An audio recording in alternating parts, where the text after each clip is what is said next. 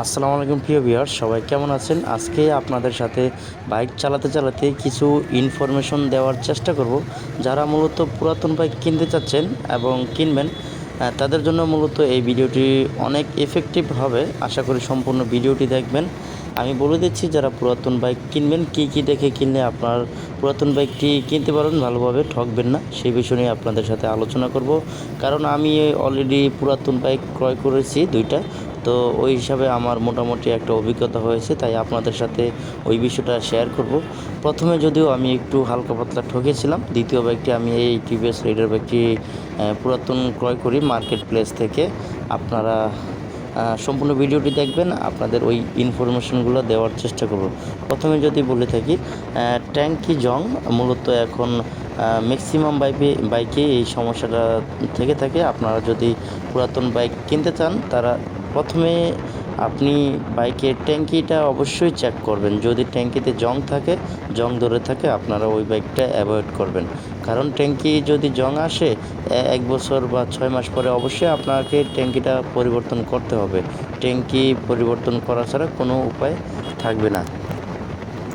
আরেকটা বিষয় হচ্ছে, আপনারা বাইকটি ডাবল স্ট্যান্ড করবেন। ডাবল স্ট্যান্ড করার পরে সামনের চাকাটা ঘোরাবেন, দেখবেন ফ্রি কিনা। এরপরে পিছনের চাকাটা ঘোরাবেন, দেখবেন ফ্রি ঘুরে কিনা। যদি জ্যাম থাকে বা কী কারণে জ্যাম সেটা ফাইন্ড আউট করবেন। যদি অন্য কোনো মেজর কোনো প্রবলেম হয়ে থাকে, সেই বাইকটাকে আপনারা অ্যাভয়েড করবেন। আর যদি দেখেন না নতুন ব্রেক শু চেঞ্জ করা হয়েছে বা ব্রেক প্যাড চেঞ্জ করা হয়েছে, সেটা কোনো প্রবলেম হওয়ার কথা না, সেটা আপনারা নিতে পারেন। তবে মেজর কোনো প্রবলেম হলে সেটা আপনারা নেবেন না। অনেক কারণে অনেক বড় সমস্যা থাকে, সেটা আপনারা নেবেন না। ওই বাইকটি যদি আপনারা ক্রয় করেন, যদি জ্যাম থাকে, তাহলে মাইলেজ ঠিকঠাক পাবেন না, ইঞ্জিন গরম হয়ে যাবে, আরও অনেক সমস্যা থাকবে। তো আশা করি এই বিষয়টি দেখবেন। এরপরে হচ্ছে ইঞ্জিনের নিচে দিয়ে একটু চেক করবেন। অনেক ইঞ্জিনে দেখবেন আপনার মোবিল পরে আপনার এই যে গ্যাসকেট চলে যায়, আবার ইঞ্জিনের বডি ফাটা থাকে। ওই বিষয়টা আপনারা নিজেরা ডাবল স্ট্যান্ড করে নিচে দিয়ে উঁকি মেরে দেখবেন ভালো করে, যাতে কোনো মোবিল টোবিল লিক করে কিনা সেটা অবশ্যই দেখবেন। যদি কোনো মোবিল পড়ে থাকে ইঞ্জিনের, সেটা অবশ্যই নিচ দিয়ে ভেজা ভেজা থাকবে। তারপরে হচ্ছে ইঞ্জিন কন্ডিশন কেমন, ইঞ্জিন খোলা কিনা, নাটগুলো চেক করবেন ভালো করে।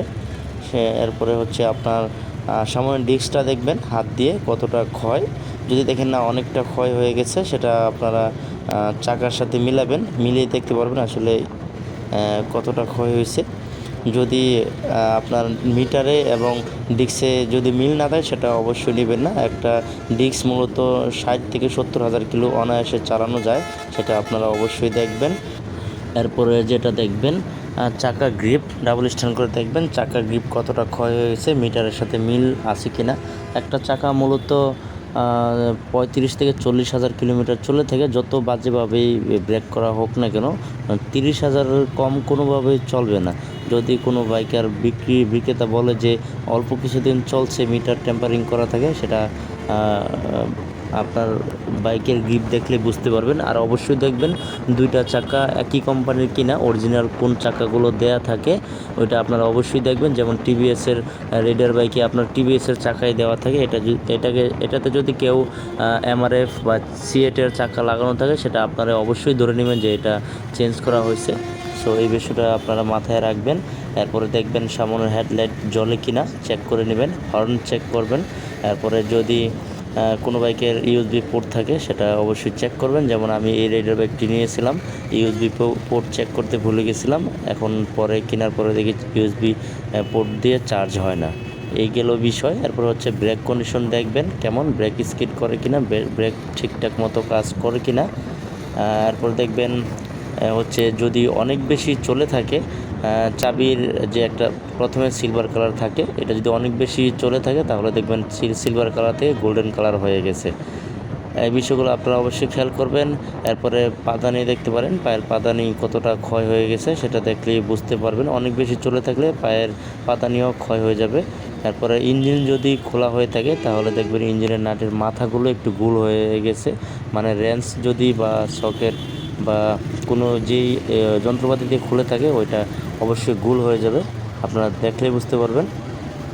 এরপরে সাসপেনশনগুলো দেখবেন ভালো মতো পাম্প করতেছে কিনা, এই বিষয়গুলো মাথায় রেখে কিনবেন। আর কার্বোরেটরটা আপনারা অবশ্যই দেখবেন কী অবস্থায় আছে।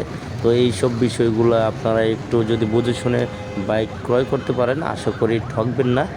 আপনারা পুরাতন বাইক কেনার আগে অবশ্যই সতর্কতা অবলম্বন করবেন এবং যেই বাইক সম্পর্কে এক্সপার্ট ভালো বোঝে তাকে নিয়ে যাওয়ার চেষ্টা করবেন।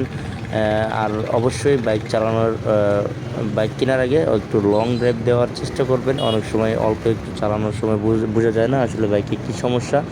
সো সব বিষয়ে মাথায় রেখে আপনারা বাইকগুলো ক্রয় করার চেষ্টা করবেন, আশা করি ঠকবেন না। আর একটা বিষয় অবশ্যই মাথায় রাখবেন, এখন কিন্তু বর্তমানে প্রচুর পরিমাণে ট্যাঙ্কিতে জং ধরতেছে। এই বিষয়টা আগে দেখবেন আপনারা, তাহলে ঠকবেন না আশা করি। আমি যেমন এই বাইকটি নিয়েছি, উনি অত্যন্ত ভালো মানের ছিল, যদিও নিচ থেকে সব কিছুই বলে দিছে, তারপরও আমি অনেক ভালোভাবে যাচাই বাছাই করছি। যাই হোক, এই ছিল আমার ইনফরমেশন। ভিডিওটি ভালো লাগলে অবশ্যই সাবস্ক্রাইব করে রাখবেন।